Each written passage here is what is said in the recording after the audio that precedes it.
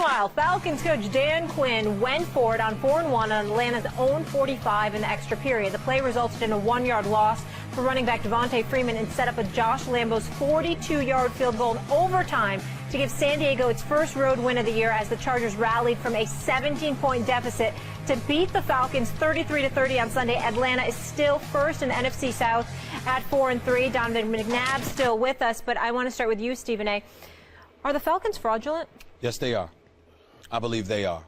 I'm not a believer in the Atlanta Falcons at all, and I'm pretty down on Coach Quinn, and here's why.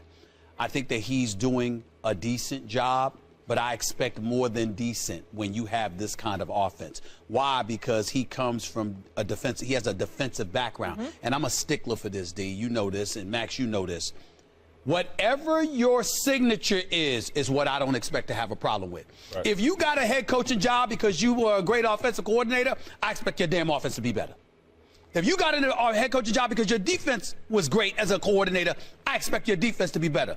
In 6 of the 7 games that the Atlanta Falcons have had this year, they've given up at least 26 points. Right. The lone game in which they did not, they were playing against a backup in Denver.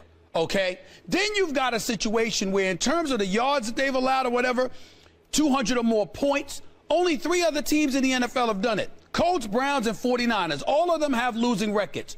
What the hell is going on in the ATL? I expected the defense to be better.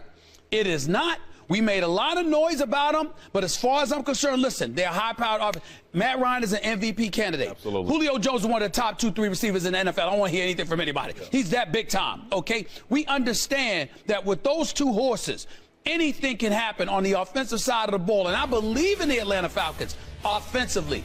Defensively, their effort is unacceptable, their production is unacceptable, right. And there is no excuse for them to be 4-3 because if you are Quinn, defense is supposed to be your thing. Well, look, you know, there have been guys with reputations a certain way, Brian Billick or someone like that, and you get to a place and defense is a thing, even if you come in with offense. I'm saying I have a problem with it. I understand your philosophy. It just sometimes doesn't work out that way. About the Falcons being fraudulent, that's the question. The answer is no.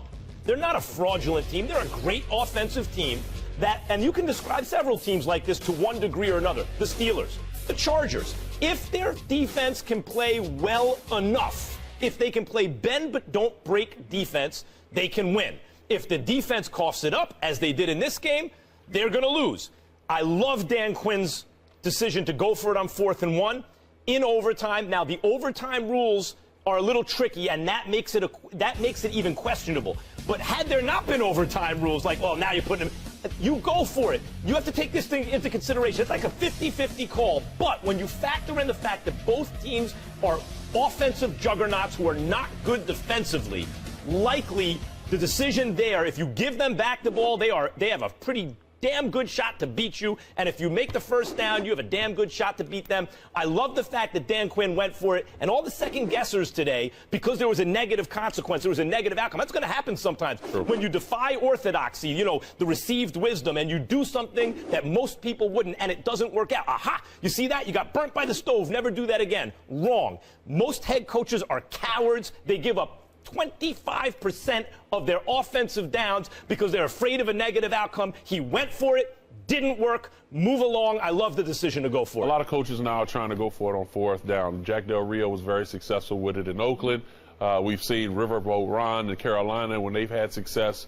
I look at it in the sense for Atlanta. I wouldn't say fraudulent. I would say it's too inconsistent. And I say that because offensively, it's been unbelievable what Matt Ryan has been able to do. Unbelievable to seeing the combination of Freeman and Coleman and what they're doing from the backfield. Hadn't fumbled the ball yet. Julio Jones, if he's not the best wide receiver, he's definitely 1B. And so now offensively, we talk about the points and all the explosive plays that we may see. I'm with you. With a defensive-minded head coach, there's no reason why your defense should be looking the way they are. Trufant is one of the best defensive backs in the game. Vic Beasley starting to come around. But where is everybody else? I'm looking at a rookie linebacker that they drafted from LSU who's starting to emerge. But where are the other linebackers? Where's the other defensive end? I know you brought in Dwight Freeney, who's a little older. He's only playing about 30 plays a game. But I need some more consistency from that defensive line standpoint in order for them to be so successful like the team he had in Seattle when he took over for Gus Bradley. So now when we talk about the Atlanta Falcons, it's not so much about the offense. And let me give Kyle Shanahan a little bit of credit, which hurts me a little bit to say, but I'll say what he's changed so far from being balanced on offense should have helped the defense for Atlanta, but it hasn't. They can't get enough pressure on quarterbacks. They're not being able to cover well on the back end because of the pressure that they're not getting. So for me, for the Atlanta Falcons, it's not so much of them leading their division because their division is pretty awful. Tampa's not playing well. Carolina's not playing well. And we can also go with other teams in that division. But for me, it's more, can they compete with the NFC East? Can they compete with the NFC West? And I will say no, because of the inconsistency on the opposite ball, meaning the defense of side of the ball, and that's the reason why. But that's why I use the word fraudulent, and I don't think it's too incendiary because you're putting it in context. In other words, folks were bloviating about the Atlanta Falcons and what the potential existed because of the offense to them because of the offense and what reasonable expectations came attached to them, particularly with the NFC South being what it is, with Carolina struggling this year, New Orleans, obviously Tampa. But what I'm saying to you is that's where the word fraudulent comes into play, because if I'm looking at you and people are bloviating about, oh, this offense is so high powered, nothing else matters, they're going to be able to get it done. I'm like, hell no, it's not going to happen, because I'm looking at a defense that gave up 140 yards to Williams yesterday receiving. I'm looking at you, they ran for 68 yards and somehow they still put 33 points up on you. I hold no grudge against Quinn going for it in 4th and 1. Why? Because you believe in your offense more than you believe in your defense. That's what that's about. So I'm saying, hey, I don't want to rely on my defense because they're showing me they can't stop anybody. 5 or 6 possessions in the second half, San Diego had the ball. They scored. I can't trust you. I got to trust my offense. Could have been a better play call, but I don't knock him for going fraudulent. When you say fraudulent, though, look, here's the NFL. You put them on a bell curve. Like, here are the bad teams, here are the good teams. Most of them fall in the middle. You know how many good teams there are? A handful. Yeah. You know, there's the Patriots and Seattle every year in both conferences, and then there's 1 or 2 others. You know who the really bad teams are? The Browns, the Niners. Everyone else is in the middle. Where in the middle are the Atlanta Falcons? They're toward the good teams. But again, that's not a fraudulent team. No.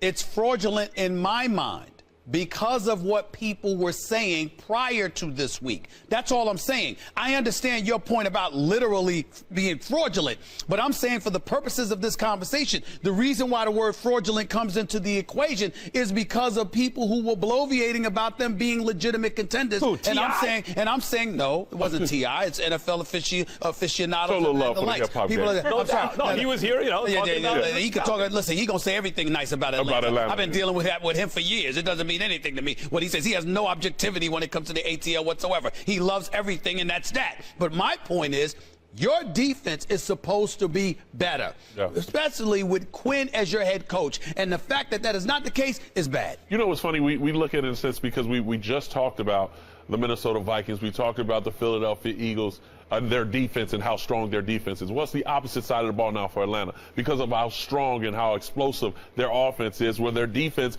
just 3 games ago, we were talking about, oh, they're starting to come around now. On the Broncos. Yeah, exactly. And I know it was a backup when Paxton Lynch played, but yet and still you're still getting pressure on their offensive line. So I look for the Atlanta Falcons begin to rise and get a little bit better because they can clean things up by blitzing. Let's just not get it twisted now. They had that bad Week 1 loss to the Bucs, right? Since then, they just lost by a play in overtime. I'm not right? But Matt Bryant missed the field goal too. Right. So they could eat. So all of a sudden we're sitting here and they're 5-2, and their only loss since Week 1 is at Seattle, and we feel differently about it. Listen. So will that one play color the whole thing? Being the nice that was a penalty. That was a penalty. You being the nice guy that you are, looking for the silver lining any way that you can find it, I understand. I am looking at their defense. I'm not looking at the 5-2 record. I'm thinking about the power power brokers in the NFL, who's not there and why. And when I look at an Atlanta Falcons team that has surrendered 26-plus points in 6 of 7 games that they have played this year, can't seem to stop anybody when they need to, I consider that fraudulent. I'm not as nice as you. I'm guilty as charged. I'm not as nice as you, Max Kellerman. I'm not as nice. Well, they get Aaron Rodgers this week. How about that? Yeah. Now, I will be so ticked off if that Aaron Rodgers don't score at least 26 points. They can't run the football. They better score at least 26 against Atlanta. I'm going to be I don't know about that. He better score 26. A little aggressive. Donovan, we appreciate you. Always love having you here. Thank you. In a suit and tie today. Thank you. Got to keep it classy. We gave him a heads up. I know better. I know that's how you usually dress. Thank you. I'm going to give you that. But you ain't got to be all smug about it. Mediocre team and Big D. That's what makes this funny. How about them Cowboys? How about them Camels? Some way, somehow, when it counts, just wait. They will let you down. The accident, they will mess it up. Just wait. The accident, they will let you down. Just wait. The accident, the accident, the accident, waiting to happen. It will happen. Only Romo throw the football. Know what's coming next. He will get in the way. Interception of success. Only Romo throw the football. Are you kidding me? That's pride, not a catch. Really? That's funny. Big D. Easy you. This is what they do. The weed show up on cue. Accident. Something would go wrong. Accident. The big Jumbotron. Accident. I recognize it's a black cat running around that franchise. Say it with accident. They will mess it up. Just wait. The accident. They will let you down. Just wait. The accident. The accident. The accident. Waiting to happen. It won't happen. How about them Cowboys?